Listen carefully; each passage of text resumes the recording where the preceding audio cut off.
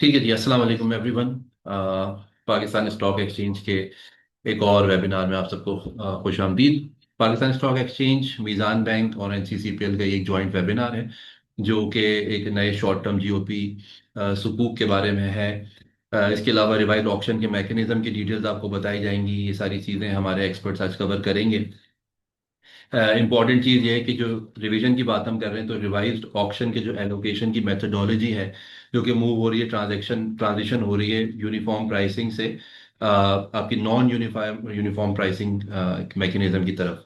तो इसके बारे में हम सारी डिटेल्स जानेंगे और अपकमिंग जो हमारी शॉर्ट टर्म जीओपी की लॉन्च है उसके बारे में भी हम जानेंगे। हमारे साथ जो स्पीकर्स मौजूद हैं उनको मैं मुतारिफ कराता चलूँ। सबसे पहले हमारे साथ जवाद हैदर हाशमी साहब मौजूद हैं जो कि चीफ ऑपरेटिंग ऑफिसर है पाकिस्तान स्टॉक एक्सचेंज में। शायान अहमद बेग हमारे साथ मौजूद हैं जो कि हेड करते हैं शरिया कंप्लायंस को मीज़ान बैंक में। इनके साथ जवाद तहसीन साहब तशरीफ रखते हैं। एनसीसीपीएल से हमारे साथ सैयदा आयशा मौजूद हैं और मैं फहद आसिफ इस प्रोग्राम को मॉडरेट कर रहा हूँ। तो सबसे पहले जवाद साहब से हम कुछ ओपनिंग रिमार्क्स लेना चाहेंगे, उसके बाद फिर will move on into the conversation. अस्सलाम वालेकुम जवाद साहब। जी वालेकुम अस्सलाम वरहमतुल्लाहि वबरकातुह। सर तो कैसे हैं आप, फर्स्ट खैरियत ऑफ से? ऑल जी थैंक यू वेरी मच, बहुत शुक्रिया बहुत शुक्रिया इस वेबिनार को ऑर्गेनाइज करने के लिए। सो फर्स्ट ऑफ ऑल अस्सलाम वालेकुम वरहमतुल्लाहि वबरकातुह वालेकुम। एवरीवन। आप सभी तशरीफ आवरी का शुक्रिया। ये एक जैसे फाहद बता रहे थे कि ये it's another webinar in the series of webinars PSX has been doing along with its partners, जिसमें मिज़ान बैंक भी हैं, हमारे अदर जॉइंट एडवाइजर्स भी होते हैं, हमारी प्रोडक्ट्स में रहनुमाई करते हैं बनाने के लिए। साथ ही साथ हमारे जो कैपिटल मार्केट इंफ्रास्ट्रक्चर इंस्टीट्यूशन से, यानी सेंट्रल डिपॉजिटरी कंपनी और सीडीसी, इससे भी हमारे साथ आज आज नेशनल क्लियरिंग कंपनी से रिप्रेजेंटेटिव्स मौजूद हैं। आप सबका बहुत शुक्रिया। मैं आपकी इजाज़त से फाद क्विकली थोड़ा सा टच अपॉन कर सर। देता हूँ कि आज के सेशन में हम ये जो प्रोडक्ट है हमारी, ये आप सबको पता है दिसंबर 2023 से इसका इजरा कैपिटल मार्केट से शुरू हुआ। इससे पहले ये सुकूक जो हैं ये सिर्फ स्टेट बैंक ऑफ पाकिस्तान से जारी किए जाते थे। दिसंबर 2023 से ये सिलसिला यहाँ से शुरू हुआ कैपिटल मार्केट से। तो ये सफ़र आगे बढ़ता गया, हमारे पास मुख्तलिफ टेनर्स हैं, मैं थोड़ा सा टच अप ऑन करूँगा उसके ऊपर। और उसके बाद हमारे पास जैसे जैसे मार्केट से डिमांड्स आती रहती हैं, मार्केट की आरा हमें मौसूल होती रहती हैं, हम उसी तरह से इसमें बेहतरी और एक्सपेंशन दोनों चीज़ें कर रहे होते हैं। आप लोगों ने देखा होगा कि इसमें शुरू में सिर्फ एक डिस्काउंटेड इंस्ट्रूमेंट से शुरू हुआ, उसके बाद हमने फिक्स रेट रेंटल के और वेरिएबल रेंटल रेट के सुकूक जारी करने शुरू किए। उसके बाद हमने एक लॉन्ग टर्म का डिस्काउंटेड इंस्ट्रूमेंट भी लॉन्च किया, 10 साल का डिस्काउंटेड इंस्ट्रूमेंट।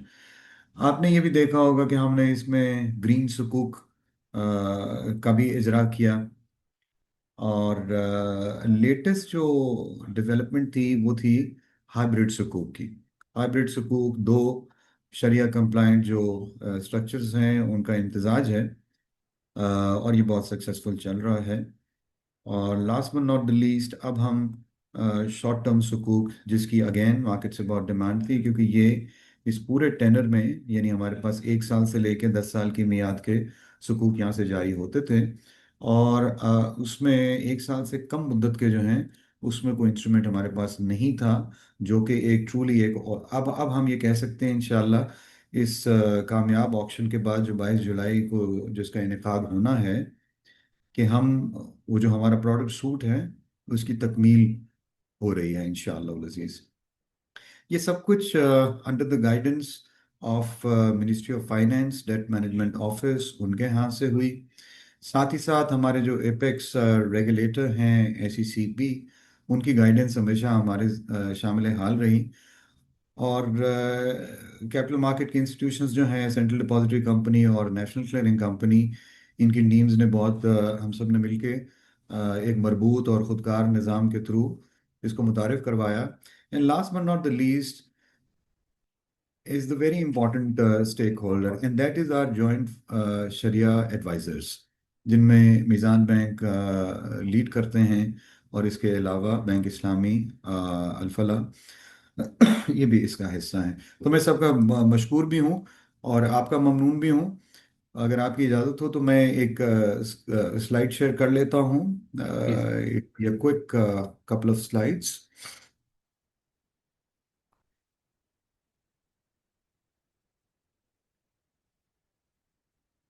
इस दौरान अगर आपका कोई सवाल हो तो आप चैट पे लिख सकते हैं, लेकिन फाज साहब ने तरतीब कुछ इस तरह रखी है कि एंड ऑफ द सेशन के ऊपर हम Q&A भी करेंगे। और ना सिर्फ Q&A, इसके बाद भी अगर आपको कोई सवाल होगा तो हम उसकी भी बाद में भी आपको जवाब देने की कोशिश करेंगे और उसकी ख्वाहिश रखते हैं।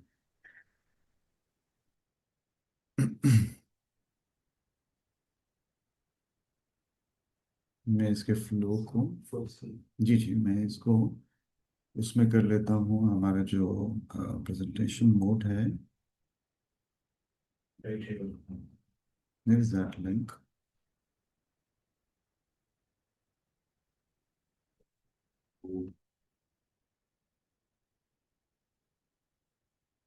बताइए, so that I, अच्छा, वाइल जवाद साहब इस सेटिंग अप इस प्रेजेंटेशन, जो सब लोग देख रहे हैं उनसे मैं अर्ज करता चलूँ कि आपके जो तमाम सवालात हैं वो जो नीचे चैट का सेक्शन है, जो ऑप्शन मौजूद है वहाँ पे शेयर कर दीजिए आप, ताकि जैसे जैसे हम आगे बढ़ें वो सवालात हम साथ साथ पढ़ते जाएं और toward the end of the session हम आपके सवालात के जवाब दे सकें। आई थिंक जवाद साहब की प्रेजेंटेशन फुल स्क्रीन हो गई, sir you may please continue. चले, hope this is clearly visible. जी। वंस अगेन बहुत शुक्रिया। और मैं तफसीली तारुफ बाकी मेरे जो साहिबान हैं वो अपना खुद कराएंगे, लेकिन मैं शायान बेग साहब को देख सकता हूँ, जवाद तहसीन साहब मौजूद हैं, मेरी बहन सईदा आयशा मौजूद हैं। सो इंशाल्लाह ये एक यूजफुल सेशन होगा हम सब के लिए। जैसे मैं गुजारिश कर रहा था कि जीओपी इजारा सकूक से ये सफ़र शुरू हुआ और अभी तक हम जीओपी जो हाइब्रिड सकूक हैं वहाँ तक पहुँच गए हैं। इसमें जो इन्वेस्टमेंट की डिनोमिनेशन है, 5,000 रुपये से इसमें इन्वेस्टमेंट की जा सकती है।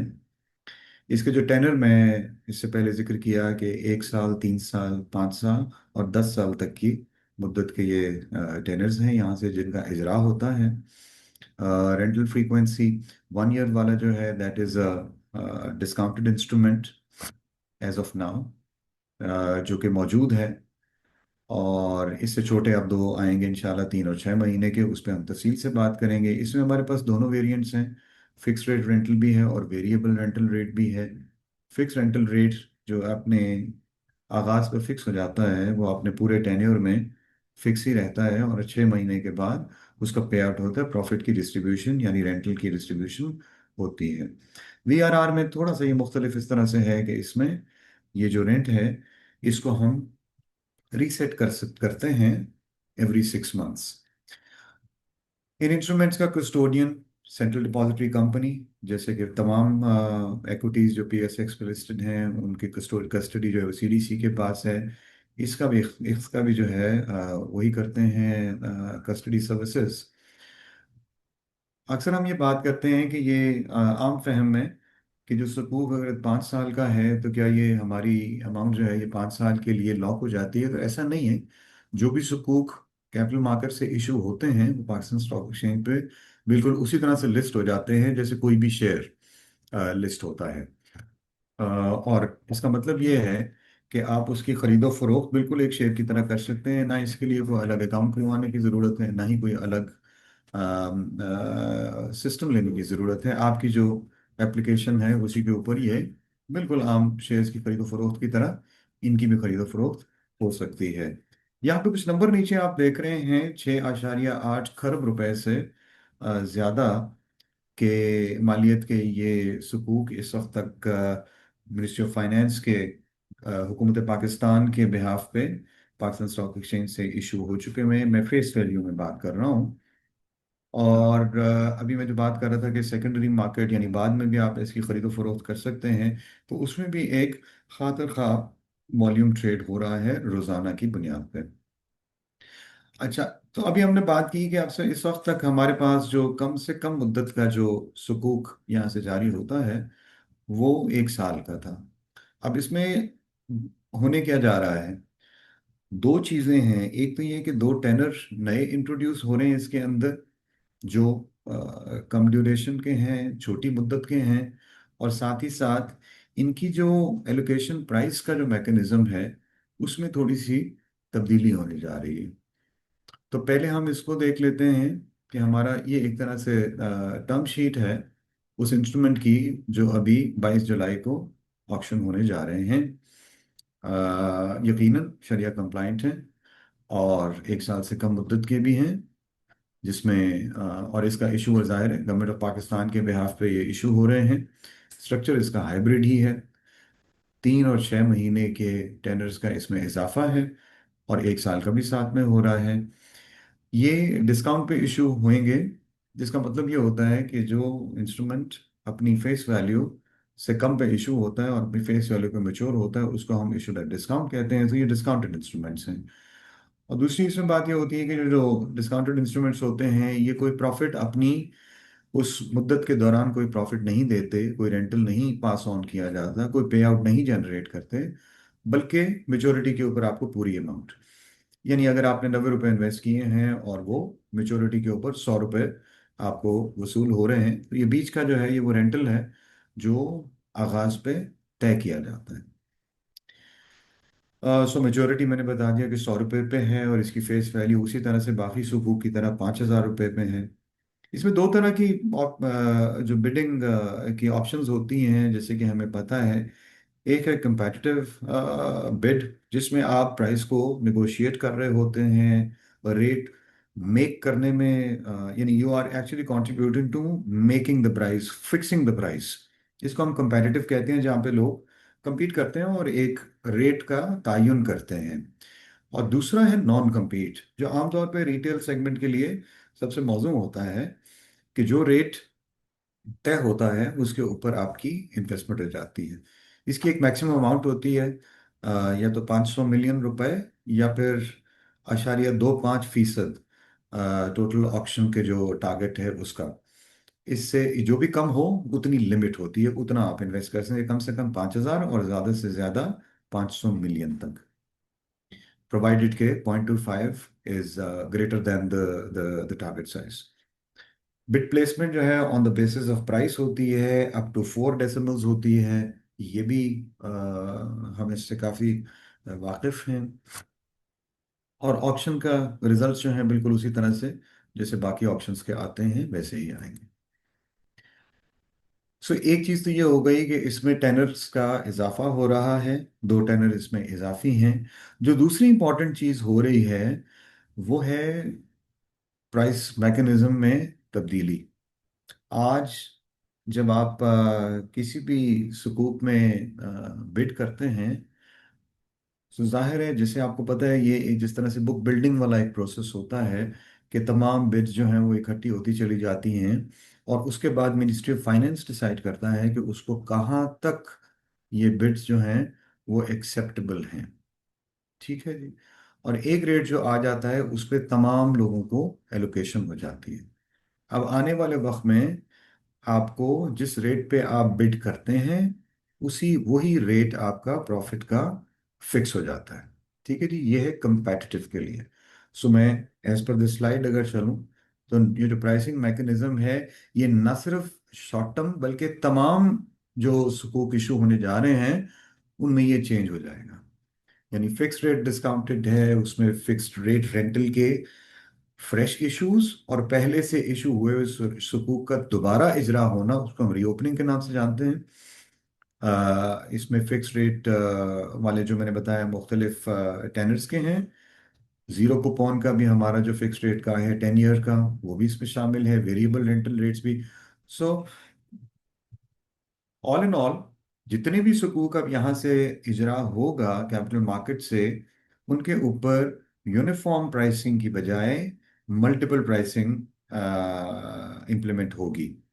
ठीक है जी, इस पे हम मज़ीद तफसील से भी बात करेंगे, लेकिन वक्त के का तकाजे को मद्देनज़र रखते हुए हम आगे बढ़ते हैं बिकॉज मेरे कॉलीग्स भी इसमें काफ़ी कुछ ऐड करने की ख्वाहिश रखते हैं और सलाहियत भी।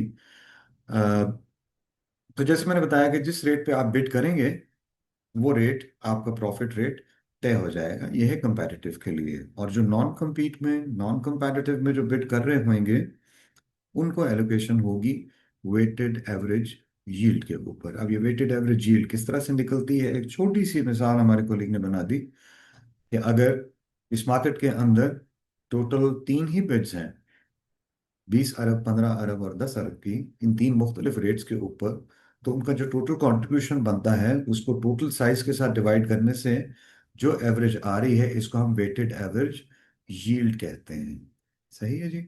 सो आपको जो एलोकेशन होगी नॉन कंपैरेटिव के ऊपर वो इस मिसाल के मुताबिक 11.2333%। ठीक है। और कूपन रेट दूसरे में जो हमारे पास नॉन यूनिफॉर्म है उसमें कूपन रेट जो है वो मिनिस्ट्री ऑफ फाइनेंस एडवांस में आपको बताएगी for the FRR and VRR। और ये एंटायर उसके टेनर के ऊपर रहेगा। आपको मार्केट पार्टिसिपेंट्स को अपनी अपनी प्राइस एस्टेब्लिश करके प्रॉफिट रेट निगोशिएट करना है, जिस तरह के आप आमतौर पे रीओपनिंग के केस में करते हैं। मैं इसमें ज़्यादा टेक्निकलिटी में नहीं जाऊंगा क्योंकि ये सेशन आम फहम जबान में हमारे जो पब्लिक एट लार्ज हैं, इन्वेस्टर्स हैं, उनके लिए है। तो उनके लिए ये काफ़ी है कि आप अपने प्रॉफिट रेट को खुद डिसाइड करते हैं अगर आप कंपैरेटिव बिड में जा रहे हैं। और अगर आप नॉन कंपैरेटिव में जा रहे हैं, रिटेल इन्वेस्टर हैं, अपनी सेविंग्स को सुकूक में शरिया कंप्लाइंट मैनर में इन्वेस्ट करना चाहते हैं, तो आप नॉन कम्पीट की ऑप्शन इख्तियार करते हैं। और नॉन कम्पीट में अब जो आपको रेट मिलेगा वो वेटेड एवरेज यील्ड रेट होगा। मैं यहीं पे पॉज लूँगा और मौजूद रहूँगा। मैं और मेरे कॉलीग इब्राहिम भी मेरे साथ हैं।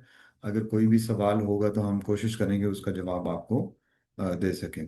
Over to you Fahad Asif साहब, and thank you very much once again. Sir बहुत शुक्रिया आपका। कुछ और चैनल से भी हमारे पास सवाल आ रहे हैं, वो भी हम साथ साथ यहाँ पे शेयर करते जा रहे हैं। पर ट्राई करेंगे हम, I think towards the end would be a better idea to go about it. So हमारे साथ शायान अहमद अहमद बेग साहब हैं। Sir kindly if you can turn on your camera, हम आपसे भी गुफ्तगू करने का हमें मौका मिले और हम जानें कि आप हमसे क्या शेयर करना चाहते हैं। और अगेन फिर हम will move towards the NCCPL representatives. Walaikum Assalam. First of all, I would like to congratulate PSX for holding this webinar. I think ये बड़ा important event है और पाकिस्तान में पहली बार we shall be witnessing the launch of the short-term sukuk, which is tradable and issued by government of Pakistan. मैंने जो search किया, जो मेरी इंफॉर्मेशन है, अभी तक हमको इसकी कोई खातिर ख्वाह मिसालें दुनिया में नहीं मिलती, क्योंकि ऐसा इंस्ट्रूमेंट हो शॉर्ट टर्म जो कि ट्रेडेबल भी हो और सॉवरेन भी हो। तो अल्हम्दुलिल्लाह ये one of the pioneering issue होगा इस पर्टिकुलर क्लास का। जैसा कि जवाद साहब ने बताया कि अल्हम्दुलिल्लाह जो इस्लामिक फाइनेंस का या जो सुकूक का जो जो स्वीट है, उसमें हमारे पास 1 ईयर, 3 ईयर, 5 ईयर, 10 ईयर्स की ऑफरिंग्स तो मौजूद थी। हमेशा से एक डिमांड थी कि थ्री उसके 1 ईयर से शॉर्टर टर्म के लिए 3 मंथ, 6 मंथ के लिए भी इंस्ट्रूमेंट्स आए जाएं। और ख़ास तौर पे जो अभी कन्वर्जन का, ट्रांसफॉर्मेशन का जो प्रोसेस चल रहा है, इसको फर्दर डीपन करने के लिए, इसको फर्दर स्ट्रेंथन करने के लिए, it was the need of the time कि we have such instruments. I would like to congratulate ministry of finance, state bank of finance के उनकी अनथक मेहनत से और उनकी अनथक गाइडेंस से, सुपरविजन से ये चीज़ वजूद में आई। I would also like to thank the Sharia scholars of all the joint financial advisors, including Mizan Bank Limited, Bank Islami Limited, Bank Al Falah Islamic and Dubai Islamic Bank, के जिनकी guidance और जिनके हर वक्त हमारी supervision के बगैर ये development जो थी वो मुमकिन नहीं हो पाती। And I would like to pay also special thanks to to the chairman Sharia board of Meezan bank, Sheikh Taqi Usmani साहब, कि उन्होंने भी अपना पर्सनल इंटरेस्ट इस पब्लिक की इस नीड को पूरा करने के लिए और इस इंस्ट्रूमेंट को लेके आने के लिए अपना पर्सनल इंटरेस्ट शो किया। और और इस डेवलपमेंट को उन्होंने बहुत मुफीद करार दिया है towards the deepening of the Islamic financial market and इंशाल्लाह towards fostering the conversion process which the Pakistan government is currently undergoing. After that मैं ब्रीफली बताना चाहूँगा कि इसकी शरिया बेसिस क्या है इन इस स्ट्रक्चर की, जो कि शॉर्ट टर्म सुकूक है। जिस तरह जवाद साहब ने बताया कि ये हाइब्रिड सुकूक ही होगा, तो I think all the investors they are familiar with the hybrid sukuk mechanism, जिसमें 55% इजारा होता है और 45% इसमें कमोडिटी मुराबा होता है। तो इस तरह करके हम इसको ट्रेडेबल हाइब्रिड इंस्ट्रूमेंट बनाते हैं, जो कि ट्रेडेबल होता है बिकॉज ऑफ द इजारा पार्ट। फर्क क्या है इसमें? इसमें फर्क ये है जो इसका एग्जिट मैकेनिज्म है। अब 3 मंथ्स के बाद जब ये सुकूक मेच्योर हो रहा होगा, तो उस मेच्योरिटी के टाइम पे हुकूमत जो है वो इन सुकूक्स को, जो नए इन्वेस्टर्स होंगे, और एक नई बिड अरेंज करेगी, जो कि मेच्योरिटी से एक दिन पहले होगी अप्रॉक्सीमेटली, ताकि उसकी सेटलमेंट जो है वो मेच्योरिटी के डेट पे हो जाए।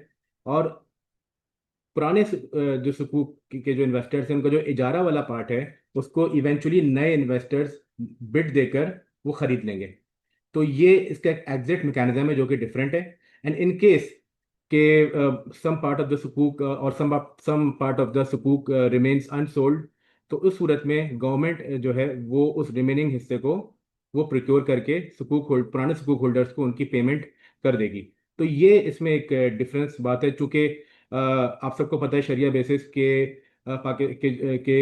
चूंकि ये सुकूक आपके जो उसका इजारा पार्ट है वो सेल एंड लीज बैक के कॉन्सेप्ट के तहत इशू होते हैं, जिसमें ये पाबंदी है कि जिस एंटिटी से आपने वो एसेट खरीदा है, जब उसको वापस जाएगा तो कम से कम 1 साल का वक्फा होना चाहिए।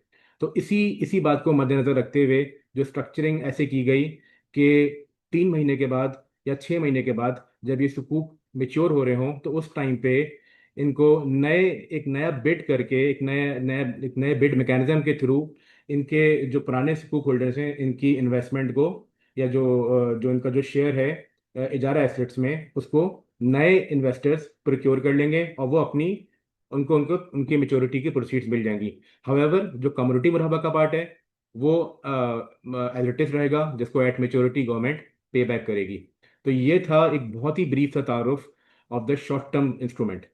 Would you like me to brief on the second part as well, which is the non-uniform pricing, dear Fahad? जी। Okay, and then जिस तरह जवाब साहब ने बताया कि we are also undergoing a change in the pricing mechanism. Before that होता ये था कि आपने बिड दी, इन्वेस्टर से बिड दी, अब जो कट ऑफ रेट होता था, तो अब उस कट ऑफ रेट के नीचे जितने भी इन्वेस्टर्स थे उन सबको एक ही रेट पे सुकूक इशू होते थे। Now with this change of multiple pricing, जो जो कट ऑफ रेट एक जो तय होगा, उसके नीचे हर इन्वेस्टर ने जिस अमाउंट पे बिड की है उसको उसकी यील्ड पे सुकूक इशू होंगे। तो इसका इसका तरीकेकार क्या है? इसका तरीकेकार जो शरिया बेसिस हैं वो ये हैं कि जब जिस टाइम पे इन्वेस्टर्स बिड करेंगे, तो वो अपनी जो यील्ड बताएंगे, तो उनकी उस यील्ड के एतबार से परचेज एग्रीमेंट साइन होगा, और जो जो डिफरेंस इन प्राइसिंग है वो परचेज प्राइस में एडजस्ट हो जाएगी, और रेंटल रेट जो है वो यील्ड के हिसाब से सबका यूनिफॉर्म होगा। तो इस तरीके से हम इस पर्पस को और इस नॉन यूनिफॉर्म प्राइसिंग को भी इस शरिया कॉन्सेप्ट के अंदर हमने बिल्ड किया है। एंड ये एक मुख्तसर सी एक समरी थी जो मैंने आपके सामने पेश करी, और इंशाल्लाह जब आप हजरात के सवाल जवाब आएंगे तो इस पे इंशाल्लाह और फर्दर जो क्लैरिफिकेशन है इंशाल्लाह we shall proceed. Thank you. बहुत शुक्रिया शायन साहब। So we do have a few questions, but I think it's a good idea कि हम एनसीसीपीएल की तरफ मूव करें और वो सारा कंटेंट भी हम रिव्यू करें, उनसे सारी चीज़ों के बारे में समझें और फिर उसके हिसाब से सवालात के जवाब इंशाल्लाह एड्रेस करें। So Syeda Ayesha, if you can hear us, can you please turn on your mic? जी बहुत शुक्रिया आपका। यस, कैसी हैं आप? खैरियत से हैं? शुक्र है। थोड़ा सा कैमरा अगर आप एडजस्ट कर लें टूवर्ड्स, थोड़ा सा अगर। जी ठीक है, आई थिंक ठीक है, शुक्रिया। ओके जी, अस्सलाम वालेकुम। थैंक यू जवाद साहब एंड शान साहब, आप लोगों ने बहुत अच्छा सा एक्सप्लेन कर दिया है जो इनिशियली जो प्राइमरी मार्केट ऑप्शन का जो भी मैकेनिज्म होगा प्राइसिंग के हवाले से। तो आई होप कि सबको क्लैरिटी भी आ गई होगी। अब फर्दर इसमें जहां से नेशनल क्लियरिंग का रोल शुरू होता है एडवांस अगेंस्ट बिड से, वहां पे हमारे पास इस न्यू शॉर्ट टर्म सुकूक के सिनेरियो में भी कोई चेंज नहीं है, लेकिन आफ्टर ऑक्शन रिजल्ट्स जो नेशनल क्लियरिंग कलेक्शन करते हैं, और जैसे आज एग्जिस्टिंग मैकेनिज्म में हमारे पास एक कट ऑफ प्राइस होती है जिस पर हम तमाम इन्वेस्टर्स की जो है वो कॉस्ट ऑफ एक्विजिशन को अपने पास रिकॉर्ड कर लेते हैं। अब इस नए मैकेनिज्म में जहाँ पे प्राइसिंग जो है नॉन यूनिफॉर्म प्राइसिंग है, आइडेंटिकल प्राइस नहीं है, और हमारे पास कट ऑफ जो है वो डिफरेंट इन्वेस्टर्स के डिफरेंट होंगे हर इन्वेस्टर के, तो नेशनल क्लियरिंग जो रिकॉर्डिंग भी करेंगे वो इन्वेस्टर्स वाइज जो है इस नॉन यूनिफॉर्म प्राइसिंग की बेसिस पे अपने पास कॉस्ट ऑफ एक्विजिशन को रिकॉर्ड कर लेंगे। अच्छा, अब यहाँ पे अब नेक्स्ट स्लाइड प्लीज जी। अब हमारे पास इस वक्त जो मैकेनिज्म है फॉर सेकेंडरी मार्केट ट्रेडिंग, वहां पे जीरो कूपन इंस्ट्रूमेंट्स हैं एंड रेंटल पेमेंट इंस्ट्रूमेंट्स हैं। तो यहाँ पे अब थोड़ी सी इस न्यू शॉर्ट टर्म सुकूक्स में जो मेथोडोलॉजी चेंज होने जा रही है with respect to withholding tax and capital gain tax. सबसे पहले हम बात कर लेते हैं जो जीडीएस हमारे जीरो कूपन डिस्काउंटेड सुकूक्स होंगे, और जैसे इस वक्त वो करंटली हमारे पास 1 ईयर है, और जैसे जवाब साहब ने एक्सप्लेन किया now it will be 3 months भी होंगे, 6 मंथ्स भी होंगे। तो आज का हमारा मैकेनिज्म ये था कि अगर डिस्काउंटेड सुकूक्स किसी इन्वेस्टर ने ऑक्शन के थ्रू लिए हैं और उसको अगर वो मेच्योरिटी का उसको होल्ड करेंगे, तो यहाँ पर जो भी उनका प्रॉफिट ऑन डेट होगा, debt is the difference between the उसकी face value and the realize value, तो यहाँ पे प्रॉफिट ऑन डेट हमारे पास इन्वेस्टर्स वाइज मेंटेन होगा, उस पर विद होल्डिंग टैक्स जो है वो नेशनल क्लियरिंग कंप्यूट कर लेंगे। ये तो वो है कि टिल मेच्योरिटी तक इन्वेस्टर्स जो है उसको अपने पास होल्ड करते हैं। सेकेंडली, अगर इन्वेस्टर उस इंस्ट्रूमेंट को सेकेंडरी मार्केट में डिस्पोज कर देते हैं, तो यहाँ पर आज का करंट मैकेनिज्म में नेशनल क्लियरिंग जो है वो जितने दिन का एक्रूड नंबर ऑफ डेज के हिसाब से विद होल्डिंग टैक्स कंप्यूट होता था, national clearing profit on debt पर विद होल्डिंग टैक्स जो है वो कंप्यूट कर लेते थे, और सेटलमेंट वैल्यू में से नेशनल क्लियरिंग उसको डिडक्ट करके सेलर को नेट अमाउंट जो है हम पे कर देते थे। अब इस न्यू मैकेनिज्म में जिस पर भी with holding tax if applicable, वहां पर अगर इन्वेस्टर सेल करेंगे तो यहाँ पर विद होल्डिंग टैक्स जो है वो सेकेंडरी मार्केट की ट्रेडिंग पर नहीं डिडक्ट किया जाएगा। अलबत्ता यहाँ पर हम कैपिटल गेन टैक्स जो है वो डिडक्ट करेंगे, और कैपिटल गेन टैक्स जो है is the difference between the sale proceeds जो होंगी and the cost of acquisition, इसके मुताबिक यहाँ पे डिडक्ट कर लेंगे। अब अगर लेट सपोज सेकेंडरी मार्केट में उसने जिसको भी सेल किया उस दूसरे इन्वेस्टर ने उसको होल्ड कर लिया है टिल मेच्योरिटी तक, तो वहां पर फिर eight the time of maturity जब उसको प्रॉफिट ऑन डेट मिल रहा होगा, उस पर नेशनल क्लियरिंग जो है वो विद होल्डिंग टैक्स जो है वो कंप्यूट कर लेंगे। ये हमारे जिन जो कूपन बेयरिंग इंस्ट्रूमेंट्स नहीं है, ये उनका मैकेनिज्म होगा। अगेन मैं रिपीट कर देती हूँ, उस पर सेकेंडरी मार्केट ट्रेडिंग में there will be no withholding tax, only capital gain will be computed, और at the time of maturity वहां पे विद होल्डिंग टैक्स जो है वो कंप्यूट होगा। वो प्रोपोर्शनेट बेसिस पर होगा जितने नंबर ऑफ डेज जो है वो इन्वेस्टर ने अपने पास रखा होगा। Next slide please. अच्छा, अब हमारी जो कूपन बेयरिंग रेंटल पेमेंट वाले जो हमारे पास फिक्स एंड वेरिएबल सुकूक्स हैं 3 ईयर और 5 ईयर और 10 ईयर्स, उसमें आज ये होगा कि इन शॉर्ट टर्म सुकूक्स में कि अगर उसको कूपन पेमेंट तक, उस पूरी कूपन पीरियड तक जो है अगर इन्वेस्टर ने अपने पास होल्ड किया होगा, तो eight the time of coupon payment वहां पे जो सेमी एनुअली हमारे पास 6 मंथ्स में हो रही है, उस पर विद होल्डिंग टैक्स जो है वो नेशनल क्लियरिंग कंप्यूट कर लेंगी।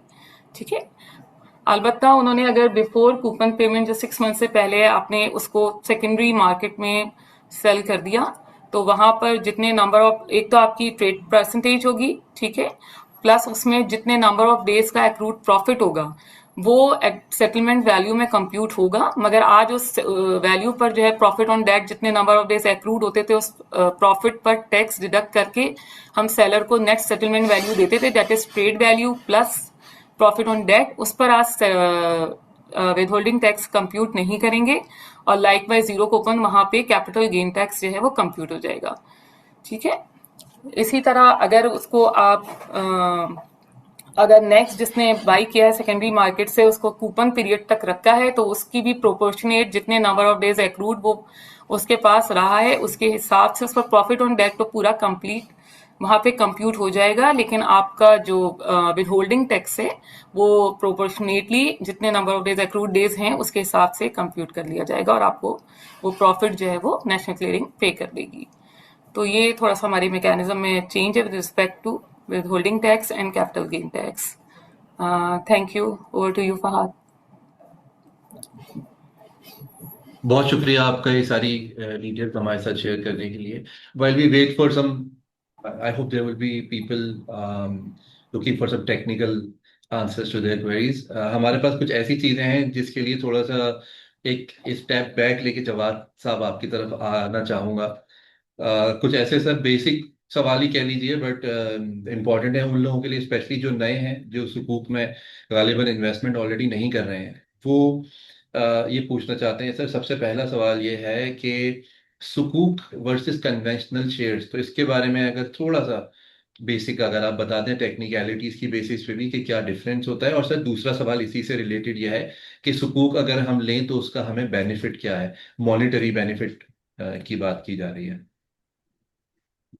अच्छा, वैसे तो यहाँ पे जो लोग मौजूद हैं उनका शुमार मेरे असातिज़ा में हो सकता है, शरिया पे एडवाइस करने वाले। लेकिन आपने कहा कि बड़ा तो सादा से अंदाज में जो हम आम फहम ज़बान में लोगों से बात करते हैं वो ये है कि जो आपके कन्वेंशनल बॉन्ड्स होते हैं ये कर्ज होता है। और ये एक एक ख़ास अमाउंट जब आप कर्ज पे लेते हैं और उसके बदले में आपको एक फिक्स्ड इंटरेस्ट जो है वो देना पड़ता है। यानी अगर आप एक बॉन्ड आपने ख़रीदा है तो बेसिकली आपने लोन दिया है और उसके ऊपर इंटरेस्ट लिया जा रहा है, ये है कन्वेंशनल बॉन्ड।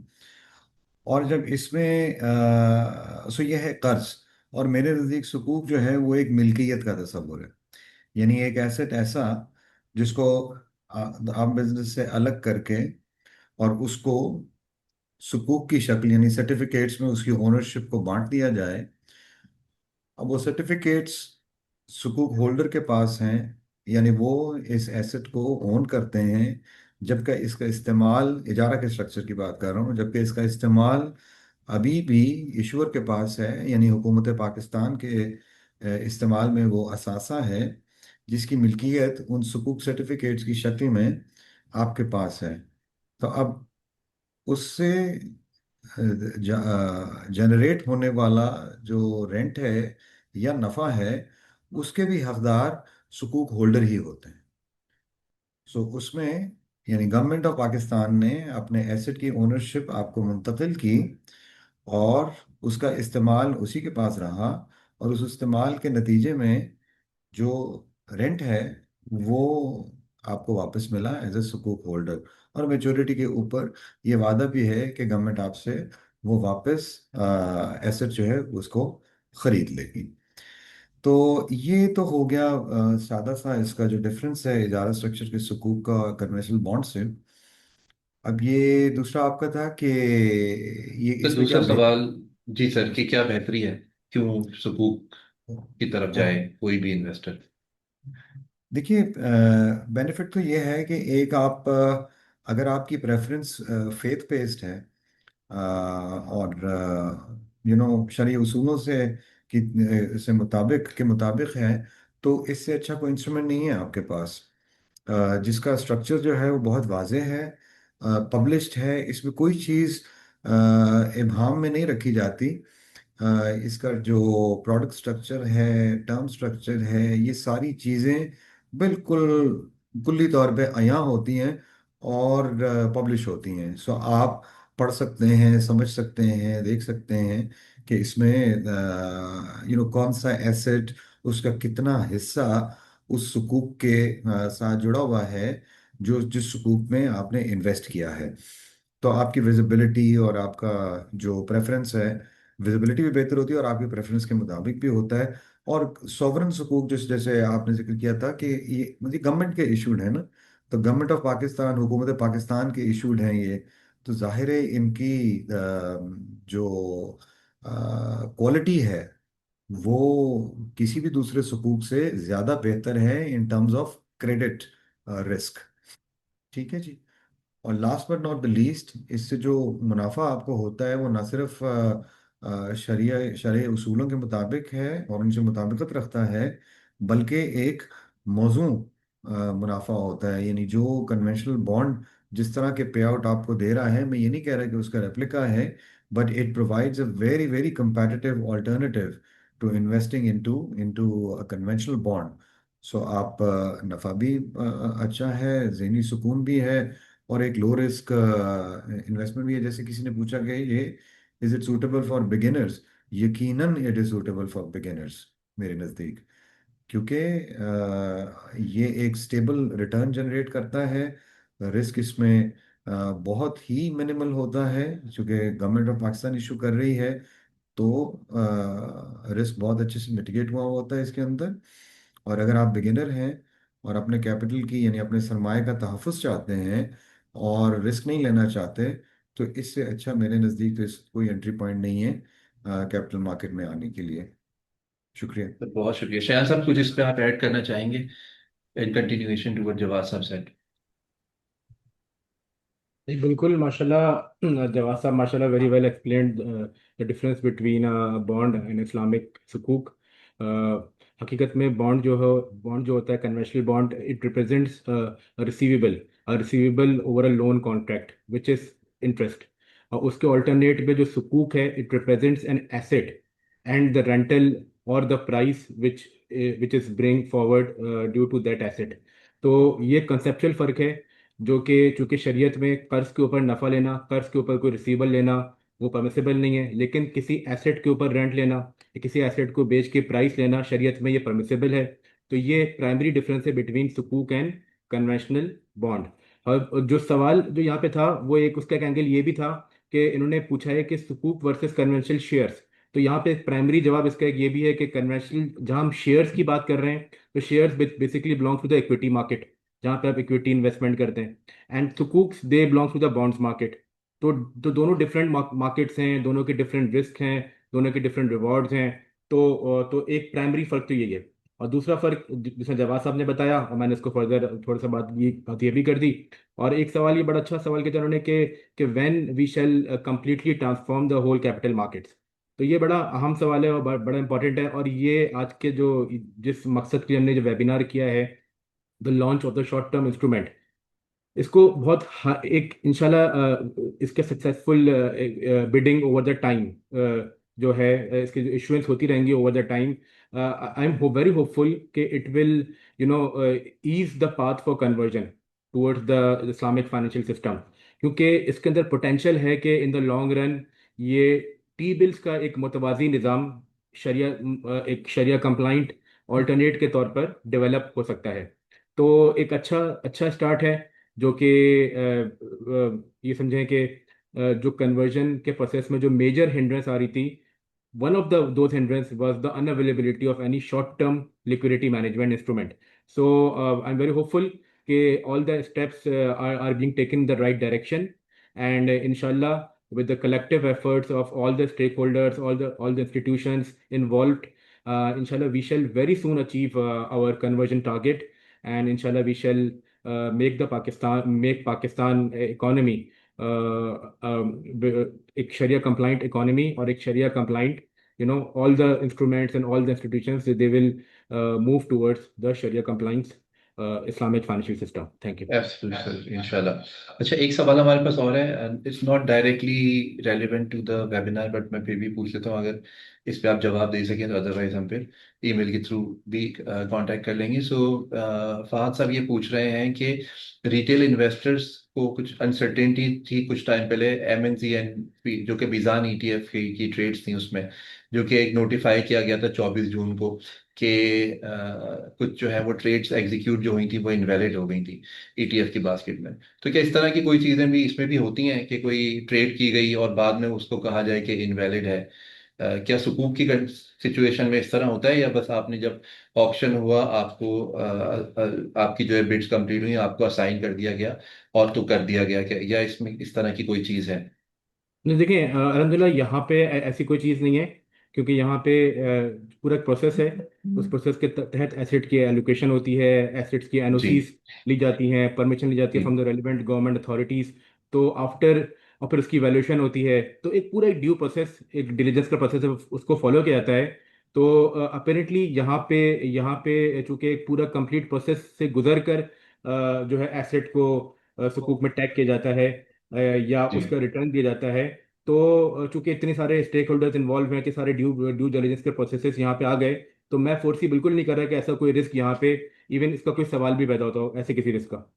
बिल्कुल ठीक है, बहुत शुक्रिया आपका। अच्छा, ये सब बातें हमने डिस्कस की कि ये जो हमारा शॉर्ट टर्म सुकूक की बात की जाए, या इससे पहले जो सारे हमारे पास सुकूक सुकूक अवेलेबल थे उनकी जनरली बात की जाए कि भाई वो बेनिफिशियल भी हैं और फेथ बेस्ड हैं, तो उसको प्रेफर किया जा सकता है। तो इनको खरीदने के लिए तरीकेकार क्या है, एक लेमैन के लिए, एक आम इंसान जो अभी इन्वेस्टमेंट करना चाहते हैं, जिन्होंने कभी नहीं किए सुकूक में, वो कैसे परचेज कर सकते हैं इन सुकूक को?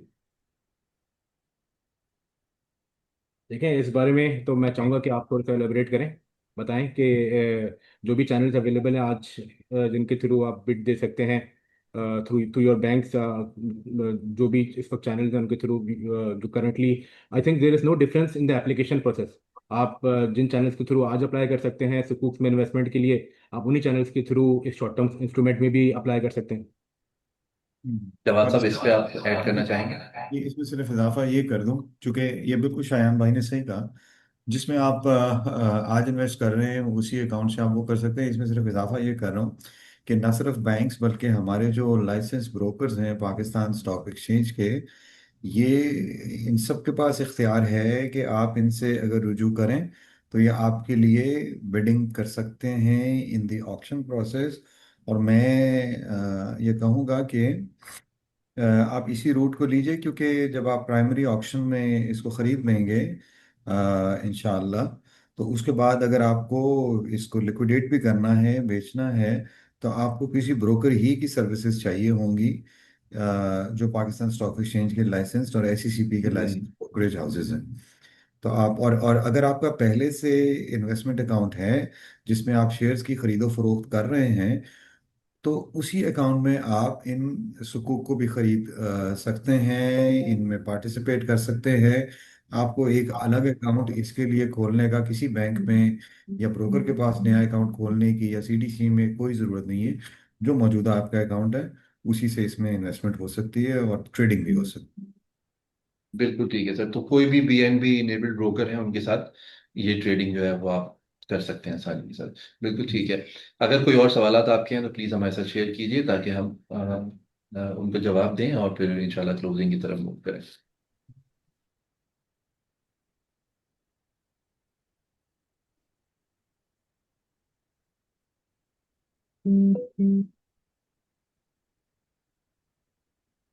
अच्छा, चंद एक चीज़ मैं आप सब लोग को बताता चलूँ।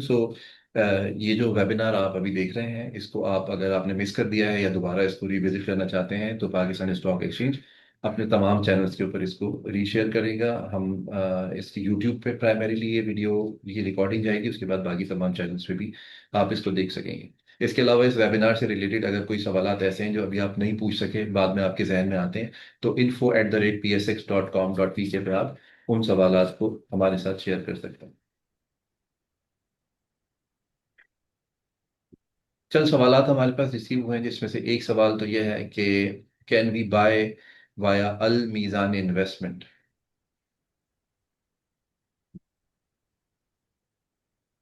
And second we have how mutual fund industry can get benefits from this as there are already short term sukuk available in the market. Sir, दूसरा सवाल यह है कि क्या म्यूचुअल फंड इंडस्ट्री को इससे कोई बेनिफिट हो सकता है, क्योंकि जो है वो शॉर्ट टर्म सुकूक कह रहे हैं कि अवेलेबल है मार्केट में।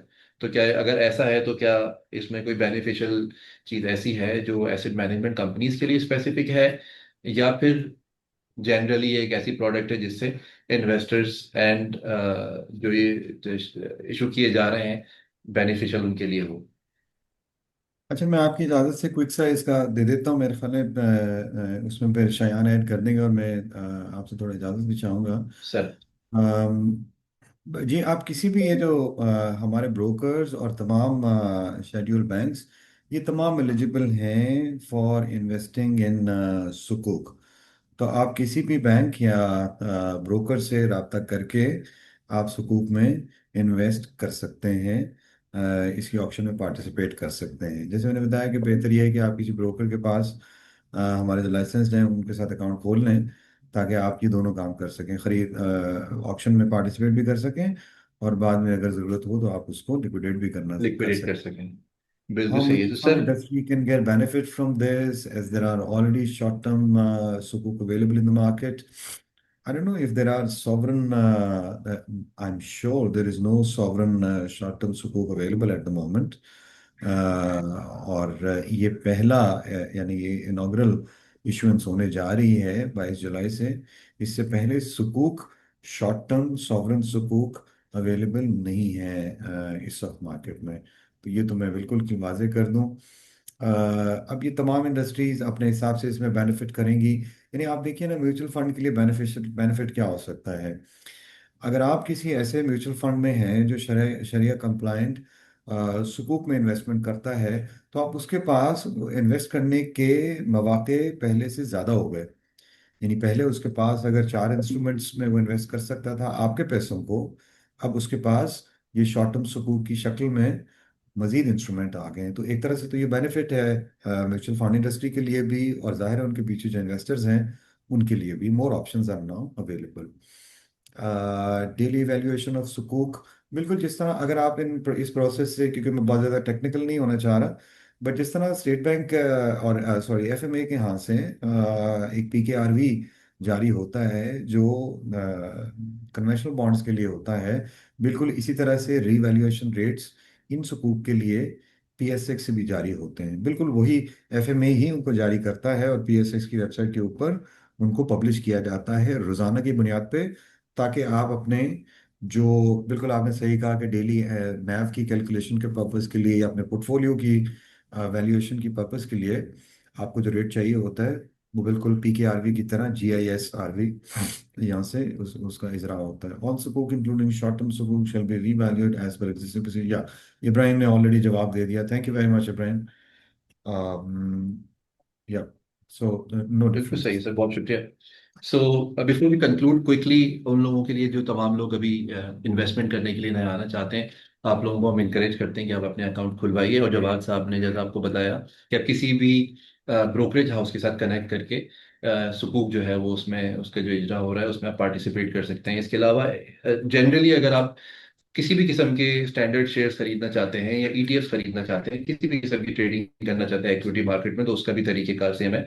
आपने सिंपली पाकिस्तान स्टॉक एक्सचेंज की वेबसाइट पे जाना है, फाइंड अ ब्रोकर के पेज पे जाके अपनी मर्जी के ब्रोकर को मुंतखब करके उनकी वेबसाइट पे फॉर्म भर के आप सिंपली अप्लाई कर देना है, और उनकी टीम आपसे कांटेक्ट करती है, जिसकी सूरत में आपका अकाउंट जो है वो खोल दिया जाता है। चंद डॉक्यूमेंट्स रिक्वायर्ड होते हैं, और अगर आप डॉक्यूमेंट्स मिनिमम डॉक्यूमेंटेशन की तरफ जाना चाहते हैं तो सहूलत अकाउंट का ऑप्शन भी वहाँ पे मौजूद है, वो आप खुलवा सकते हैं। और पाकिस्तान स्टॉक एक्सचेंज की तरफ से माइनर अकाउंट ओपनिंग का ऑप्शन भी इनेबल कर दिया गया है, तो 18 साल से कम के अफराद भी अकाउंट खुलवा सकते हैं। तो ये सारे ऑप्शन पाकिस्तान स्टॉक एक्सचेंज में अवेलेबल है। इसके अलावा आसान कनेक्ट की जो वेबसाइट है वहाँ से भी जाके आप ब्रोकरेज हाउस सेलेक्ट करके अपना आसानी के साथ अकाउंट खुलवा सकते हैं, जो कि आपके जैसे ही आप फॉर्म फिल करेंगे कुछ घंटों में आपके साथ वो ब्रोकरेज हाउस कांटेक्ट करेंगे, और इस सूरत में इंशाल्लाह आपका अकाउंट जो है वो खुल जाएगा। तो सर एक सवाल हमारे पास और है, अगर जवाब साहब स्टिल देयर, ये पूछना चाह रहे हैं कि वेरिएबल रेट और फिक्स रेट सुकूक के जो हैं उसमें किस तरह से चूज करें कि बेटर कौन सा है। क्या इस पे कुछ आप रोशनी डाल सकेंगे?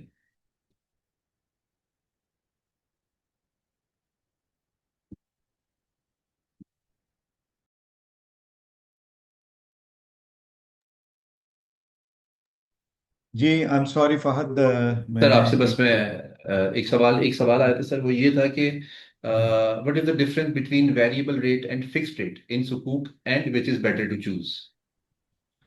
देखिए जैसे हम जब हमने जो जैसे इजारा की मिसाल ली और किराए की मिसाल ली ना, तो हम कोई भी चीज़ किराए पे हासिल करते हैं तो उसके दो तरीके होते हैं ना। किराया आमतौर पे पहले फिक्स किया जाता है ना, फिक्स करते हैं हम रेंट किसी भी चीज़ का, करेक्ट। उसके इस्तेमाल से पहले हम फिक्स कर लेते हैं। अब हमारे पास दो सूरतें हो सकती हैं कि हम ये चाहें कि हमने 3 साल के लिए एक वो किया है, और हम 3 साल में ये जो किराया है ये फिक्स रहेगा। और हम उसमें ये भी शामिल कर सकते हैं कि हर 6 महीने बाद हम इसको रीसेट कर सकते हैं। तो अगर हम ये फिक्स रहेगा तो हम इसको फिक्स रेट कहेंगे, और अगर ये रीसेट की ऑप्शन उसके अंदर होगी तो हम इसको वेरिएबल रेंटल रेट कहेंगे। मुझे सिर्फ एक लम्हा दीजिएगा, मैं आपके पास दोबारा। आप लोगों के अगर कोई मजीद सवाल आते हैं तो नाउ इज द टाइम, आप हमसे शेयर कर सकते हैं। इसके अलावा इसकी वीडियो की रिकॉर्डिंग यूट्यूब पे और तमाम चैनल्स पे भी जल्द पब्लिश कर दी जाएगी, वहां से भी आप इसको एक्सेस कर सकेंगे। शायान साहब, is there anything that you would want to share while Jawad साहब इज रीजॉइनिंग अस। कोई भी ऐसी चीज़ जो आपको लगता है आज हमने डिस्कस ना की हो, जो करनी चाहिए, जो आज लोग देख रहे हैं उनके लिए इम्पोर्टेंट हो। ये बस मैं आप सबको इनकरेज करूंगा कि आप लोग इस पाकिस्तान के पहले शॉर्ट टर्म सुकूक के इशूएंस को कामयाब बनाएं और इसमें इन्वेस्टमेंट करें। और एक सवाल पीछे आया हुआ था HBL इस्लामिक की तरफ से, जिसमें उन्होंने पूछा था कि बायबैक का अगर if the bids are rejected तो उस सूरत में क्या होगा, उस सूरत में government.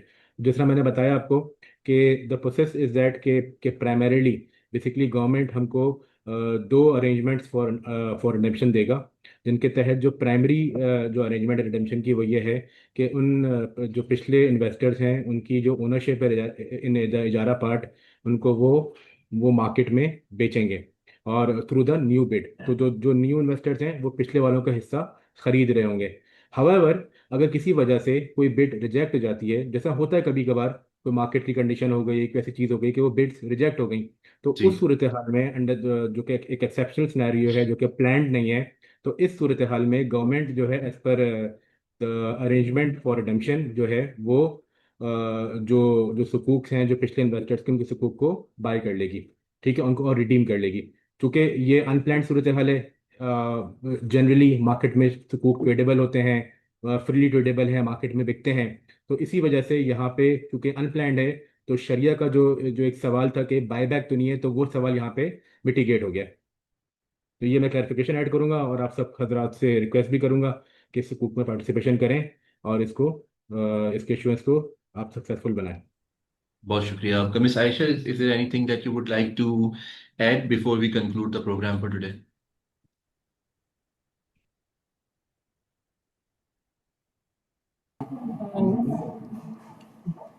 It's all from my side. Thank you.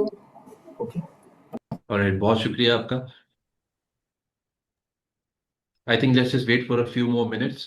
Jawad साहब भी हमारे साथ वापस आ जाएंगे तो फिर will have maybe a few final words from Shayan साहब एंड जवाद साहब। उसके बाद इंशाल्लाह will take it towards the closing. Sir, एक सवाल हमारे पास हो रहा है, any process change for discount sukuk in NCGPL settlement for banks? I did not understand the question as per se. अगर आयशा आप समझ सके उस सवाल को और जवाब दे सकें तो प्लीज। अगर ऑक्शन के हवाले से बात कर रहे हैं तो यहाँ पे कोई भी चेंज नहीं है बैंक्स की तरफ से। जिस तरह वो आज एडवांस अगेंस्ट बिड में स्टैंडिंग इंस्ट्रक्शंस हमें बैंक्स दे देते हैं, वो सेम हमारे पास वही प्रोसीजर है फॉर बैंक्स। और म्यूचुअल फंड हमारे पास वो अंडरटेकिंग दे देते हैं और ब्रोकर से हम 10% एडवांस लेते हैं after trading in secondary market. मैंने जैसे पहले एक्सप्लेन किया, जो सेटलमेंट का वो पूछ रहे हैं, तो वहां पे मैंने बताया है कि अब जो है सेटलमेंट वैल्यू में जिस डिस्काउंटेड पे जितने परसेंटेज पे आप ट्रेड करेंगे वही आपकी सेटलमेंट वैल्यू होगी। उस पर कोई विदहोल्डिंग टैक्स पर हम जो है सॉरी प्रॉफिट ऑन डेट पे हम विदहोल्डिंग टैक्स जो है वो कंप्यूट नहीं करेंगे। और यहाँ पे जो है सिर्फ CGT जो है वो कंप्यूट किया जाएगा। ये एक डिफरेंस आ रहा है एग्जिस्टिंग मैकेनिज्म में और प्रपोज में। ओके, तो will move towards the conclusion of the programme. वो तमाम लोग जिन्होंने ज्वाइन किया, पार्टिसिपेट किया, अपने वैल्यूएबल सवालात पूछे, उन सबका बहुत शुक्रिया, आपने वक्त निकाला। आई होप आप सबको इस पर्टिकुलर ऑप्शन के बारे में, जो कि शॉर्ट टर्म GOP सुकूक है, और जो भी एलोकेशन मैकेनिज्म में रिविजन हुई हैं उससे रिलेटेड तमाम चीज़ें आप अच्छी तरह आसान फहम ज़बान में समझ पाए होंगे। जो स्पीकर्स ने ज्वाइन किया हमें, जवाद हैदर हाशमी साहब, शायान अहमद बेग साहब, सैयदा आयशा साहिबा, आप सब लोगों का बहुत शुक्रिया, आपने वक्त निकाला और ये सारी चीज़ें डिटेल में हमारे साथ शेयर की। इंशाल्लाह विल स्टे इन टच। इस तरह के सेशंस हमें आगे और करते रहने हैं ताकि ज़्यादा से ज़्यादा लोगों को इसके बारे में पता चले कि सुकूक का ऑप्शन जो है वो मार्केट में मौजूद है और उसके तहत बहुत सारे फ़वाइद जो हैं वो मॉनिटरी और फेथ बेस्ड जो भी आपके ऑब्जेक्टिव्स हैं वो पूरे किए जा सकें। जवाद साहब आपका बहुत शुक्रिया। शयान साहब, सैयदा आयशा, बहुत बहुत शुक्रिया। If there anything that's left, please add up and then will conclude. नहीं, थैंक यू वेरी मच। अल्लाह ताला आसानियाँ पैदा फरमाए और बरकत अता जी फरमाए। आमीन। इंशाल्लाह now look forward to 22nd of July for the first auction of this short term sukuk at multiple price mechanism के साथ। Thank you very much. अस्सलाम वालेकुम व रहमतुल्लाहि व बरकातहू। बहुत शुक्रिया। Thank you everyone. अल्लाह हाफ़िज़। Thank you.